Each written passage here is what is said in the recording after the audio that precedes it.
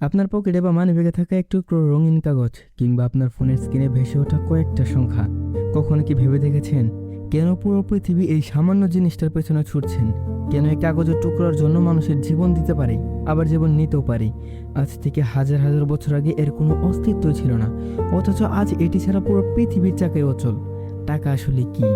একটি পরম সত্য, নাকি এটি মানুষের তৈরি ইতিহাসের সবচেয়ে বড় বিভ্রম? আজ আমরা সভ্যতার সেই আদি প্রান্তে যাব যেখানে টাকার জন্ম হয়েছিল। টাকা কিন্তু সবসময় এমন ছিল না। যখন পৃথিবীতে কোনো মুদ্রা ছিল না, তখন মানুষ বাঁচত বিনিময় প্রথা বা বার্টার সিস্টেমের মাধ্যমে। আপনার কাছে অতিরিক্ত গম আছে আর আমার কাছে আছে ছাগল। আপনি আমাকে গম দিবেন, বিনিময়ে আমি আপনাকে ছাগল দেব। কিন্তু ভাবুন তো, আমার গম দরকার কিন্তু আপনার ছাগলের প্রয়োজন নেই। আপনার প্রয়োজন একটা কোঠার। তখন কি হবে? বিষয়টি আর একটু সহজ করে বোঝা যাক। ধরুন আপনি একটি জুতা প্রস্তুতকারক। আপনার জুতা তৈরি আছে আর আপনার পেটে প্রচণ্ড খিদে।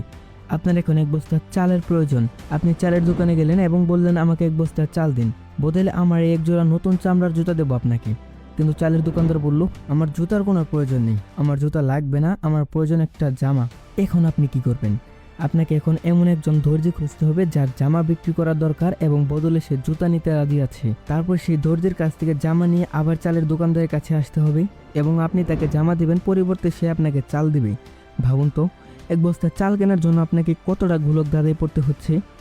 এই চরম জটিলতা থেকে মানুষ এমন একটা সাধারণ মাধ্যম খুঁজতে শুরু করলো যার মূল্য সবার কাছে সমান। এমন একটা জিনিস যা দিয়ে চাল, জুতো, জামা সবকিছু এক নিমেষে কিনে ফেলা যায়। মানুষ তখন বেছে নেওয়ার প্রকৃতির কিছু দুর্লভ উপাদানকে, যেমন কড়ি। চীন, আফ্রিকা এবং আমাদের এই ভারত উপমহাদেশেও দীর্ঘ সময় ধরে কড়ি টাকা হিসেবে ব্যবহার করা হতো।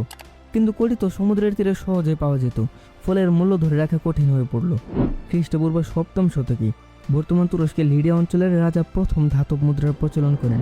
সোনা এবং রূপার তৈরি এই কয়েনগুলো ছিল টেকসই এবং নকল করাও ছিল একেবারে অসম্ভব। সোনা নিজে মূল্যবান হয়ে মানুষ চোখ বন্ধ করে এই মুদ্রার উপর ভরসা করল। শুরু হলো ইতিহাসের এক নতুন অধ্যায়। টাকা যখন সোনার উপর কয়েন হয়ে গেল, তখন দেখা দিল আরেকটি বিপদ। ব্যবসার জন্য প্রচুর কয়েন সাথে নিয়ে দূর দূরান্তে যাওয়া ছিল খুবই ঝুঁকিপূর্ণ। ডাকাতদের ভয় তো ছিল, সাথে ছিল ভারী ওজনের সমস্যা। এই সমস্যার সমাধান করলো একাদশ শতাব্দীর চীন দেশ। সংরাজ বংশের আমলে ব্যবসায়ীরা তাদের সোনা সরকারি গুদামে জমা রেখে এক টুকরো কাগজে রসিদ লিখে নিতে শুরু করলেন। বাজারে সেই কাগজ দেখিয়ে বেচাকেনা চলত। এটাই ছিল পৃথিবীর প্রথম কাগজের টাকা বা ফিয়াট মানি। মানুষ বুঝতে পারল টাকার নিজস্ব কোনো মূল্য থাকার প্রয়োজন নেই, প্রয়োজন কেবল পারস্পরিক বিশ্বাস। বিংশ শতাব্দীতে এসে টাকা তার রূপ আবার বদলে ফেলল।